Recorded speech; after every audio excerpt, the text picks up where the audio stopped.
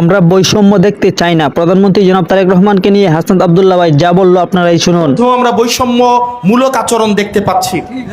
আজকে দেখলাম নোয়াখালীতে 6টা আসন, আমি যদি ভুল না করে থাকি 6টা আসন, 6টা আসনের মধ্যে নোয়াখালী 6-এ আমাদের এনসিপির মাননীয় সদস্য আব্দুল হান্নান মাসুদ আছে।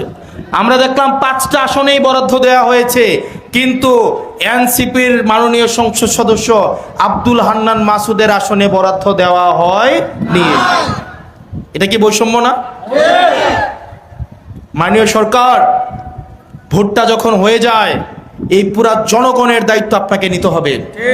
মাথায় রাখতে হবে আপনি শুধু বিএনপির সরকার নয়, আপনাকে যারা ভোট দিয়েছে আপনি তাদেরও সরকার, যাদের আপনার ভোট দেয় নাই আপনি তাদেরও সরকার। মনে রাখতে হবে আপনি শতভাগ ভোট পাই আপনি ক্ষমতায় যান নাই, অর্ধেকের বেশি মানুষ আপনার বিরুদ্ধে আছে। সুতরাং আপনি যদি মনে করেন আপনি শুধুমাত্র বিএনপিরই শুধুমাত্র সুযোগ সুবিধা দিবেন, তাহলে যেই গণবিরোধী অবস্থান আপনি নিবেন সেক্ষেত্রে কিন্তু সেটার ফলাফল ইতিবাচক হবে না। সেজন্য আপনার কাছে আহ্বান থাকবে, সবার সরকার হয়ে উঠুন, না হয় গদি আপনাদেরকে ছেড়ে দিতে হবে।